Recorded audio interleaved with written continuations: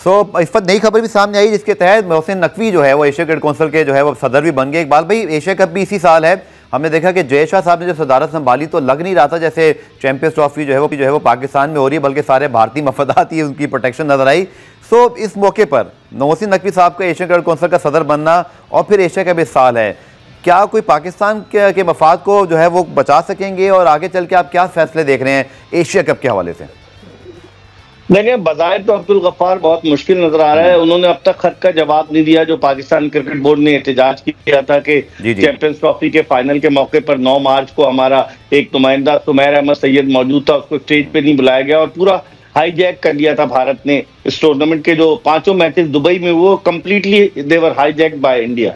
तो मुझे नहीं लग रहा कि कोई ऐसा होगा। ये एक सेरेमोनियल पोस्ट है और इसमें जिस तरह से जो एशियन क्रिकेट काउंसिल का ब्लॉक है, जो ममालिक है, अफगानिस्तान हुआ, उसके अलावा श्रीलंका हुआ, वो सब तो भारत की तरफ टिल्ट है। अभी शमी सिल्वा जो है वो श्रीलंकन क्रिकेट के प्रेसिडेंट मुंतखब हो गए। सिर्फ एक बांग्लादेशी क्रिकेट बोर्ड है, फारूक अहमद जो उसके साबिक क्रिकेटर थे वो बांग्लादेशी क्रिकेट बोर्ड के अब नए सदर बने। उनका टिल्ट पाकिस्तान की तरफ है क्योंकि भारत ने, आपको देखा होगा आपने, आईपीएल में कोई बांग्लादेशी क्रिकेटर नहीं शामिल किया, तो उनके ताल्लुकात अच्छे नहीं है। लेकिन इस ब्लॉक में जैसे दूसरे ममालिक है, यूएई है, सिंगापुर है और अफगानिस्तान है और फिर उसके अलावा श्रीलंका है, ये सब भारत की तरफ टिल्ट है। तो डोमिनेंस भारत की होगी एशियन क्रिकेट काउंसिल में भी। बेशक मोहसिन नकवी साहब चेयरमैन बन जाए, लेकिन बाज़ाहिर यही लग रहा है कि डोमिनेंस भारत की होगी। ठीक है सर, आखिर में कुछ बात करते हैं पाकिस्तान सुपर लीग की जिसका 10वां एडिशन 11 अप्रैल से शुरू होगा। कल एंथम भी आया उसका और हमने देखा कि उसमें अली जफर, नताशा बेग, इसी तरह अबरारुल हक मौजूद हैं और इसी तरह फिर तलहा मौजूद हैं। बहुत ज़्यादा इस पर बात हो रही है हमेशा की तरह। इकबाल भाई, आपकी क्या राय है इस एंथम के ऊपर? देखिए, मुझे तो बड़ा मायूस किया इस एंथम ने। हालांकि माजी में अली जफर ने बड़े अच्छे जो है वो एंथम बनाए हैं पीएसएल के, और फिर अदाकार फवाद खान ने भी एक गाना बड़ा अच्छा बनाया, फिर उसके अलावा और भी लोग हैं। लेकिन बज़ाहिर ये ऐसा लग रहा है कि क्रिकेट नहीं है, ये तो धूम धाम करके एक अजीबो गरीब एटमॉस्फेयर क्रिएट करने की कोशिश की गई है और बड़ा फास्ट म्यूजिक है, क्रिकेट से रिलेटेड नजर ही नहीं आ रहा। आपने आईपीएल का गाना भी सुना होगा कि आईपीएल वाले कितने प्रोफेशनल है। चले हम उनसे पीछे हैं, लेकिन हम अपनी जो वो ट्रॉफी की अनवीलिंग कहाँ कराते हैं? समंदर में कराते हैं। पैसा बहुत है, लगता है पाकिस्तान क्रिकेट बोर्ड के पास। एक तरफ पैसा है, दूसरी तरफ T20 में खिलाड़ियों की 40,000 से करके 10,000 कर दी थी फीस, जो मोहसिन नकवी साहब ने दोबारा उसको वो किया। फिर आप देखें 18 क्रिकेट एनालिस्ट को निकाल दिया गया है पाकिस्तान क्रिकेट बोर्ड से, और हसन चीमा साहब इंटरव्यू कर रहे थे उनका। कई तो एनालिस्ट ऐसे थे जो कई बरस से थे। और फिर इसके अलावा दीगर मामला, जैसे अभी जो आपका कप हुआ रमजान में, जो T20 नेशनल T20, उसमें जो सपोर्ट स्टाफ था उसको जो है 4,000 रुपए डेली अलाउंस दे रहे थे, रिहाइश उनकी की हुई थी पीसीबी ने। इस तरह से कहाँ होता है? इतने पैसे आपके पास हैं, आप वहां समंदर से ट्रॉफी निकाल के ला रहे हैं और आप पैसे उन लोगों को नहीं दे रहे जिनके दम से क्रिकेट है। तो मैं समझता हूँ कि ये पैसे का ज़िया है इस तरह का जो ये बनाया। हालांकि अली जफर बड़े अच्छे गुलकार हैं, माजी में कंट्रोवर्सी रही है उनकी, आपको याद होगा कि उनको पाकिस्तान क्रिकेट बोर्ड ने उनसे गाना नहीं गवाया, उन्होंने अपना गाना गा लिया। लेकिन इस मर्तबा तो बहुत ही मायूस किया है और लोग बड़े दिल बर्दाश्त है। अली तरीन का ट्वीट भी आपने देखा होगा, जो मुल्तान सुल्तान के ओनर है, वो भी इस गाने पर कह रहे हैं कि एक ही आदमी से आप गवा रहे हैं, वैरायटी नहीं ला रहे। तो आखिर क्या मसला क्या है? ये तो सलमान नसीर साहब बेहतर जवाब दे सकते हैं, जो पीएसएल के चीफ लगे हुए हैं इस वक्त, वो हेड है पीएसएल। चले जी, आपने जैसे कहा, मैंने पहले भी कहा था कि पाकिस्तान क्रिकेट बोर्ड के लिए भी, पीएसएल के लिए भी प्लेटफॉर्म ओपन है अगर आप अपने गाने पर आकर वक़्फ़ देना चाहें। अब पाकिस्तान सुपर लीग के कुछ कप्तानों की बात करते हैं, जैसे शाहीन शाह अफरीदी मौजूद है। कराची किंग्स ने फैसला किया डेविड वार्नर को बनाया शान मसूद की जगह। ना शान मसूद वो टेस्ट कैप्टन है, वहाँ केन विलियमसन ही मौजूद हैं। इकबाल भी स्ट्रगल किया है कोयटा ग्लेडिएटर्स ने, कराची किंग्स ने ओवर द ईयर्स इतनी कंसिस्टेंट टीमें नहीं रही।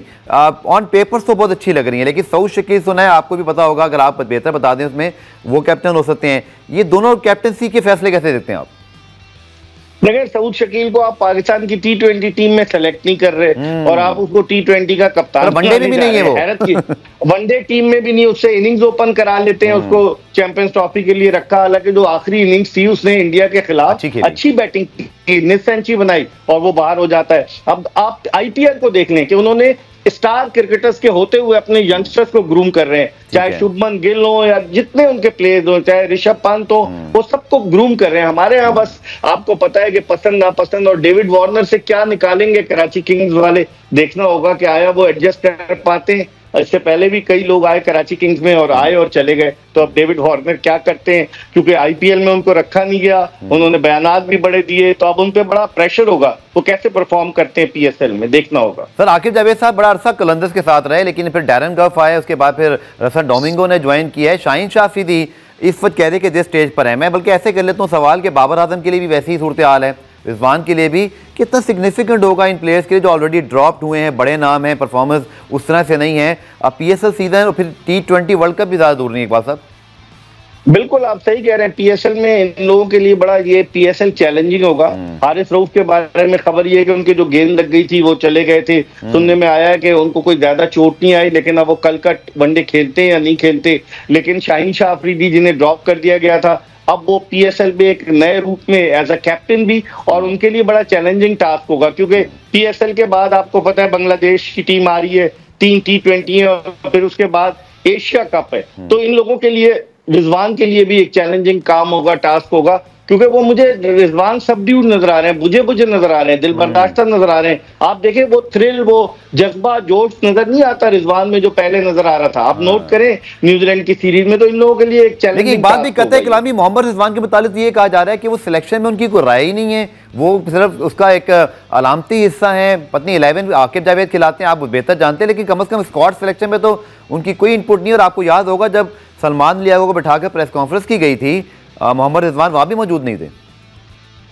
बिल्कुल, अब वो मैंने कहा ना कि वो दिल बर्दाश्ता हैं, लेकिन जब अगर उनकी इनपुट नहीं तो वो छोड़ क्यों नहीं देते, वो फिर वो एक बेगाने की शादी में अब्दुल्ला दीवाने का रोल क्यों प्ले कर रहे हैं, उनको फिर छोड़ देना चाहिए। और आपने बिल्कुल सही कहा, जब से सलमान अली आगा इन हुए हैं और रिजवान को बैकग्राउंड में रखा गया है, आपको याद होगा एक जो है वो कहीं से एक खबर लीक हो गई थी कि जी जो हडल था उसमें रिजवान ने कहा कि नहीं प्लेयर्स पे कुछ नहीं होगा, सेलेक्टर्स ही जाएंगे। सर रिबटल नहीं आया इस खबर का, वैसे क्या खबर पे सही थी, रिबटल नहीं आया, वरना पीसीबी बहुत रिबटल्स दे देता है। हाँ तो आप देख लेना, किसी प्लेयर ने मुखबिरी की, सिलेक्टर को बताया, उस हडल में मौजूद एक प्लेयर था, उसने सिलेक्टर को बताया, और फिर उस सिलेक्टर ने जो है चेयरमैन को बताया। तो रिजवान को लगता है कि उसी वजह से वो अताप का शिकार है, लेकिन अगर उनकी नहीं सुनी जा रही तो वो छोड़ क्यों नहीं देते। खुशदिल शाह की मिसाल हमारे सामने, दोनों वनडे में नहीं खिलाया गया, हालांकि रिजवान ने बड़ा फाइट किया था चैंपियंस ट्रॉफी में खुशदिल शाह को लाने के लिए। तो अब आप देख लेना कि जो रिजवान की, इसका मतलब सुनी नहीं जा रही है। सर आखिर में आपसे एक सवाल कि जो हमारे पीएसएल है, यहाँ से फास्ट बॉलर्स में मिल जाते हैं, स्पिनर्स कुछ मिले, कुछ रहे, कुछ फेड आउट हो गए, लेकिन हमारे पास प्रॉब्लम वही है इकबाल भाई, T20 के अंदर ही, वनडे के अंदर जो मैच फिनिशर वाला रोल है, कोई ये टैलेंट हमारे पास बैटिंग में आ क्यों नहीं रहा। दूसरा, क्या पीएसएल फ्रेंचाइज का मिलकर पीसीबी कोई एक कहते हैं ना ग्रैंड प्लान बना सकता है कि थोड़ा वर्ल्ड कप को मद्देनजर रखते हुए कुछ हम इस पोजीशन पे लड़कों को चांस दें। सलमान अली आगा एक वाहिद खिलाड़ी है जो पिछले 6 महीने में कंसिस्टेंटली परफॉर्म कर रहा है, बाकी हैदर अली आए, आसिफ अली आए इससे पहले, इसी तरह आपके सामने इफ्तिखार अहमद की मिसाल है, वो भी आते और जाते हैं, लेकिन हमें क्या प्लेयर नहीं मिल रहे या क्वालिटी खत्म हो गई है सर? देखिए क्वालिटी खत्म हो गई, जो आपने आखिरी जुमला कहा अब्दुल गफ्फार, क्वालिटी खत्म हो गई। जिस तरह की हम पिचेस बनाते हैं, इन पिचेस पर उस्मान खान रन्स के अंबार लगा देता है, और फिर क्या होता है जब वो पाकिस्तान की जानिब से खेलता है तो उसे खेले ही नहीं जाता। अभी हालांकि उसने रन्स किए 30 ऑड, लेकिन वो नजर नहीं आ रही बात। और जो पिचेस हम बना रहे हैं वो इस तरह की पिचेस बना रहे हैं कि बिल्कुल ही लगता है कि फ्लैट विकेट्स हैं और उन पे बैट्समैन रन्स के अंबार लगाते हैं, जब वो इंटरनेशनल क्रिकेट में आते हैं तो वो एक्सपोज हो जाते हैं। तो मेरे ख्याल में इस हवाले से पीसीबी को सोचना पड़ेगा कि किस तरह की पिचेस बनाई जाए। अब तो रावलपिंडी में भी मैचेस हैं और कराची में भी मैच है, मुल्तान में, लाहौर में, तो अब किस तरह की पिचेस बनती हैं देखना होगा। लेकिन आपने बिल्कुल सही कहा कि क्वालिटी। जी मिर्जा इकबाल बेग हमारे साथ मौजूद हैं और हम बात कर रहे थे तफसीली पाकिस्तान सुपर लीग की कुछ अनाउंस हवाले से। प्रोग्राम में एक ब्रेक शामिल कर लेते हैं, ब्रेक से जब वापस आएंगे तो जो एंथम रिलीज हुए हैं उनके हवाले से कुछ बात कर लेंगे और फिर पाकिस्तान सुपर लीग से जुड़ी कुछ और खबरें हैं उनकी इनसाइट लेंगे इस शॉर्ट कमर्शियल ब्रेक के बाद।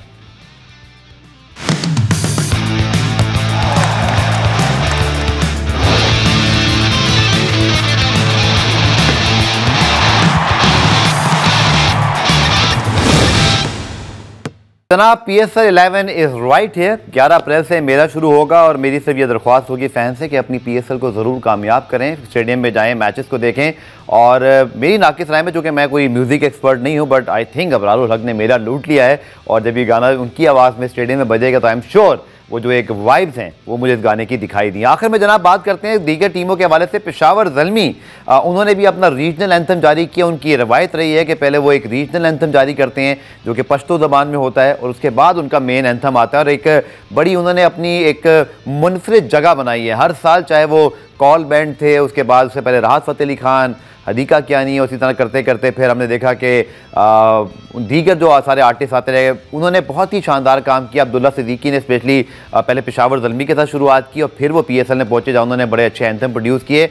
इस बार पेशावर ज़ल्मी ने रहीम शाह, जो कि एक पॉपुलर पश्तो सिंगर हैं, पाकिस्तान भर में उनकी बड़ी शोहरत है, दुनिया में उनको जाना जाता है, उनकी आवाज़ में एक बड़ा कहते हैं ना, एक बड़ा ट्रेडिशनल लेकिन बड़ा खूबसूरत रीजनल एंथम जो है वो उन्होंने जारी किया है। आप जाते हुए प्रोग्राम में इस एंथम को इंजॉय कीजिए। The Pashto vibes is here, the PSL vibes is here. इंशाल्लाह पाकिस्तान सुपर लीग के मजीद कंटेंट और क्रिकेट के हवाले से बात करने कल 5 बजे फिर हाजिर होंगे। पश्तो म्यूज़िक को इंजॉय कीजिए। अल्लाह हाफ़िज़।